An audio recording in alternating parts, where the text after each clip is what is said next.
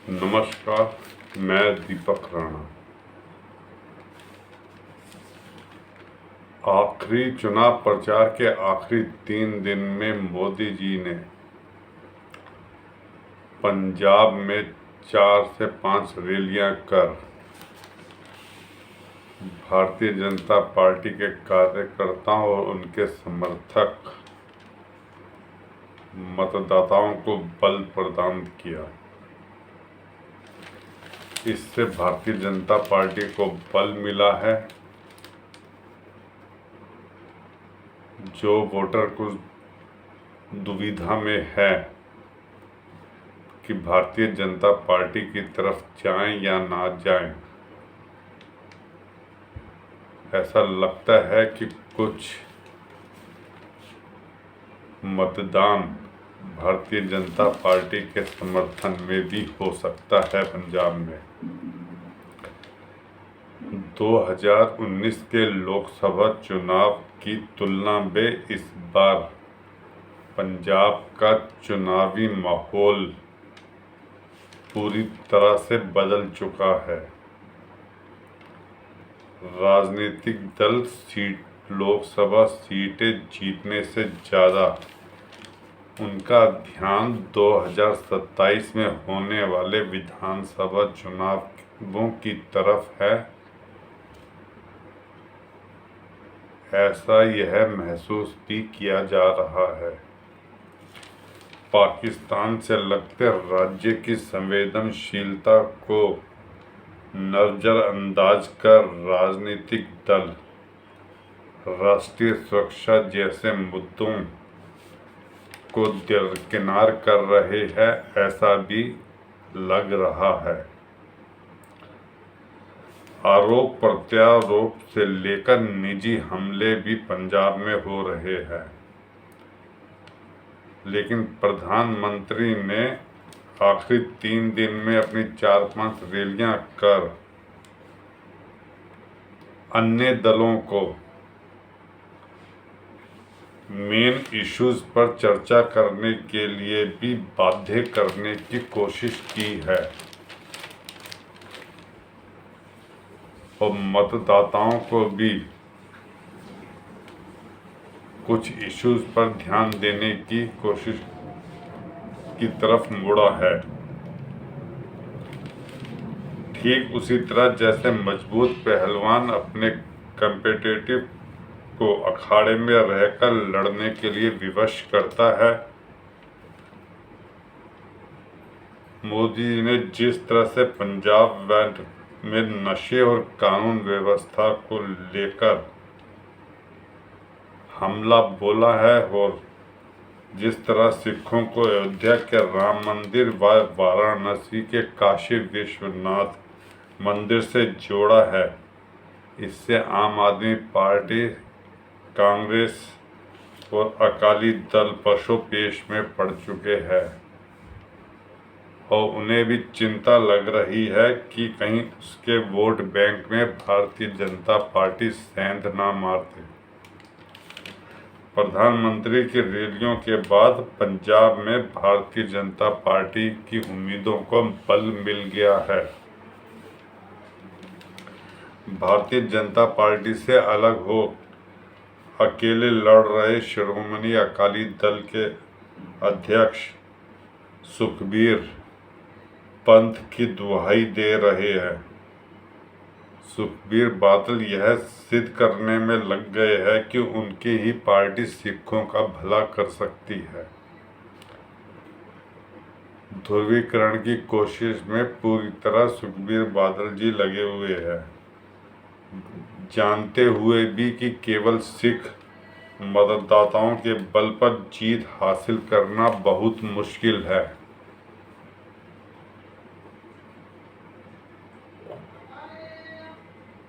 इतिहास देखा जाए तो सुखबीर सिंह बादल या उनके पिता बादल साहब हमेशा भारतीय जनता पार्टी के सहयोग से ही लड़ते रहे हैं। इस बार के चुनाव में तो असम के डिब्रूगढ़ जेल में बंद आतंकी अमृतपाल सिंह भी खंडूर साहब से चुनाव लड़ रहे हैं। सुखबीर बादल यह तो कह रहे हैं कि वह जेल से बाहर आने के लिए चुनाव लड़ रहा है, लेकिन साथ में यह भी कह रहे हैं कि NSA लगाना गलत है। आम आदमी पार्टी के साथ ही इस बार अकाली दल के निशाने पर भारतीय जनता पार्टी भी है। उनके लिए खिसक चुके वोट बैंक को फिर हासिल करने से ज़्यादा पार्टी का अब अस्तित्व बचाने का दबाव पुरजोर है। यदि वोट शेयर नहीं बढ़ा तो बादल परिवार एक बार फिर घेरे में होगा। पंथ व शिरोमणि अकाली दल एक दूसरे के पर्याय है या नहीं, यह अब 4 जून को पता चलेगा। 4 जून के आगामी चुनाव परिणाम पंजाब के राजनीतिक दल किस दिशा की तरफ जाएंगे, कौन से दल महत्वपूर्ण होंगे, यह बताएगा। और भविष्य की तरफ पंजाब की राजनीति चलेगी। कुछ किसान संगठन भारतीय जनता पार्टियों के प्रत्याशियों का विरोध कर रहे हैं। किसानों की नाराजगी दूर करने में भारतीय जनता पार्टी के नेता भी नाकाम है। कांग्रेस, आम आदमी पार्टी और शिरोमणि अकाली दल भारतीय जनता पार्टी से किसानों की नाराजगी को भुनाने में लगे हुए हैं।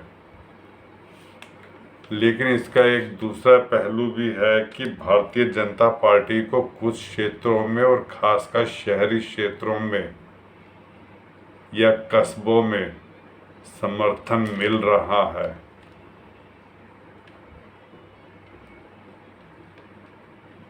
क्योंकि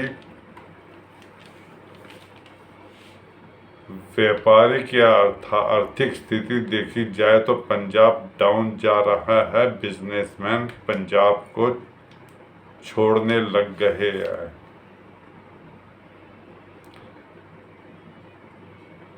तो शहरी क्षेत्रों और कस्बों के लोगों की उम्मीद भारतीय जनता पार्टी की तरफ बढ़ रही है, यह भी देखने में आ रहा है। और मोदी फैक्टर को भी आप नजरअंदाज नहीं कर सकते। मोदी फैक्टर कुछ क्षेत्रों में कुछ जागरूक मतदाताओं में काम कर रहा है। भारतीय जनता पार्टी के प्रत्याशियों को जो भी वोट मिलेगा ज्यादातर वह मोदी के नाम पर होगा, यह तो बिल्कुल कंफर्म है। केंद्रीय मंत्री अमित शाह, आदित्यनाथ, रक्षा मंत्री राजनाथ सिंह ने भी रैलियां कर कुछ अपनी तरफ के माहौल बनाया है। अब वह सीटों में परिवर्तित होगा या वोट बढ़ेंगे, यह 4 जून को पता चलेगा। पंजाब के कांग्रेस नेता भगवंत मान सरकार को अलग अलग मुद्दों पर जमकर घेर रहे हैं, लेकिन पार्टी के पूर्व अध्यक्ष राहुल गांधी ने अमृतसर और प्रियंका गांधी वाड्रा ने पटियाला व फतेहगढ़ साहिब की रैलियों में एक बार भी भगवंत नाम या केजरीवाल का नाम नहीं लिया। लड़ना पंजाब में उन्हें आम आदमी पार्टी से है। कंपटीशन आम आदमी पार्टी और कांग्रेस के बीच में है, लेकिन निशाने पर उनके मोदी है। अपना वोट बैंक बरकरार रखने के लिए ही कांग्रेस ने आम आदमी पार्टी से पंजाब में गठबंधन नहीं किया है। दिल्ली में मतदान संपन्न होने के बाद अरविंद केजरीवाल का पूरा फोकस पंजाब पर है। एक दिन में वे 3-4 रैलियां, रोड शो कर रहे हैं। व्यापारियों और कारोबारियों से भी बैठकें कर रहे हैं और ऐसा महसूस किया जा रहा है कि व्यापारी कारोबारी कुछ निराश से लग रहे हैं और राज्य में जिस तरह कानून व्यवस्था का हवाला दे रहे हैं उसी को लेकर सरकार भी बार बार घेर रही है। केजरीवाल कांग्रेस के बारे में तो कुछ नहीं बोल रहे, लेकिन भगवंत मान कांग्रेस पर ही सीधा हमला कर रहे हैं और केजरीवाल के निशाने पर प्रधानमंत्री मोदी है। और पंजाब के मूड की भी बात करें तो मोदी लहर में भी यहाँ पिछले लोकसभा चुनाव में कांग्रेस 8 सीटें जीती थी और आम आदमी पार्टी को 1 ही सीट मिली थी। लेकिन उससे पहले 2014 में आम आदमी पार्टी को 4 सीटें मिली थी और यदि पिछले 10 साल का विधानसभा या लोकसभा दोनों चुनावों का विश्लेषण करें तो यही लगता है कि मतदाता जिधर चलने लगता है वहीं पे ही सब मतदाता चलने लग जाते हैं। अब इस चुनाव में भी ऐसा ही होगा या बदलाव होगा, यह देखने वाला है। 2022 के विधानसभा चुनाव में 3/4 सीटें जीतने वाली आम आदमी पार्टी उसी वर्ष संगरूर लोकसभा उपचुनाव भी हार गई थी। यह भी समझने की जरूरत है।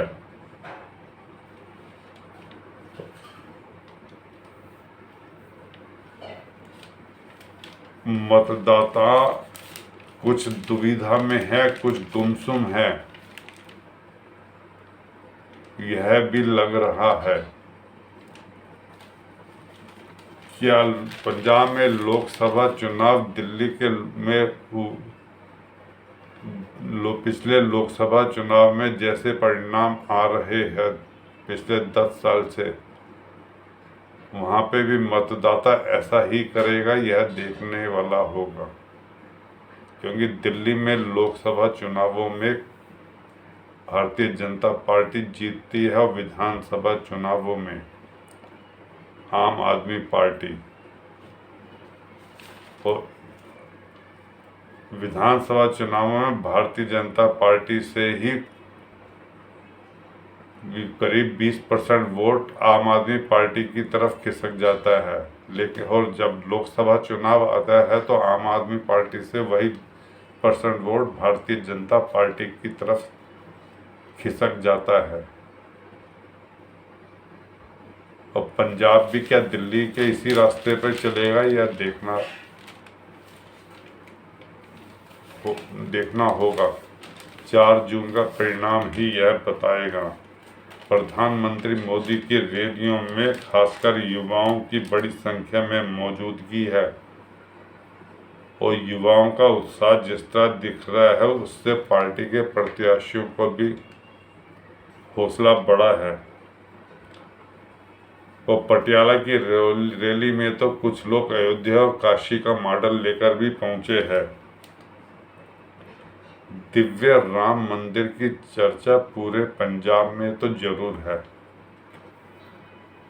प्रधानमंत्री, केंद्रीय गृह मंत्री अमित शाह, रक्षा मंत्री राजनाथ की रैलियों के बाद शहरी क्षेत्रों में तो यह चर्चा हो रही है कि मोदी को एक और मौका दिया जाना चाहिए।